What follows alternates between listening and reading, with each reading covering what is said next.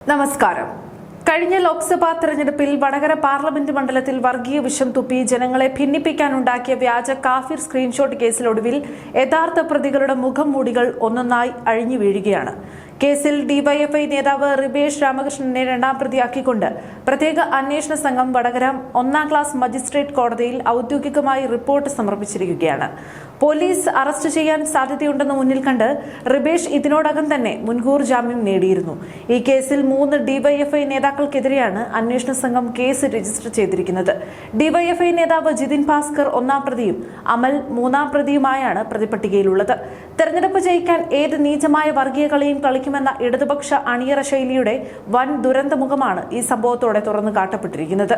കാഫിർ സ്ക്രീൻഷോട്ട് കേസിൽ മുൻപ് പലതവണ പോലീസും പ്രത്യേക അന്വേഷണ സംഘവും റിബേഷ് രാമകൃഷ്ണനെ വിളിച്ചുവരുത്തി ചോദ്യം ചെയ്തിരുന്നെങ്കിലും അന്ന് രാഷ്ട്രീയ സ്വാധീനം ഉപയോഗിച്ച് പ്രതിപട്ടികയിൽ നിന്ന് ഒഴിവാക്കി നിർത്തുകയായിരുന്നു.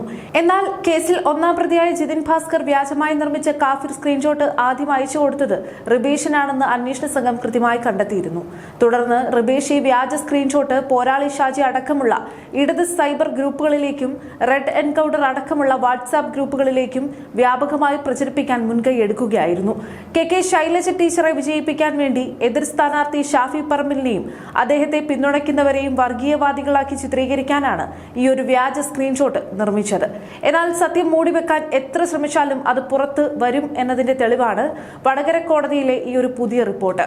ലോക്സഭാ തെരഞ്ഞെടുപ്പ് പ്രചാരണത്തിന്റെ അവസാന മണിക്കൂറുകളിൽ യൂത്ത് ലീഗ് പ്രവർത്തകൻ കാസിമിന്റെ പേരിൽ ഒരു വ്യാജ ഗ്രൂപ്പിന്റെ പേരിൽ നിർമ്മിച്ചതാണ് ഈ ഒരു പോസ്റ്റ്.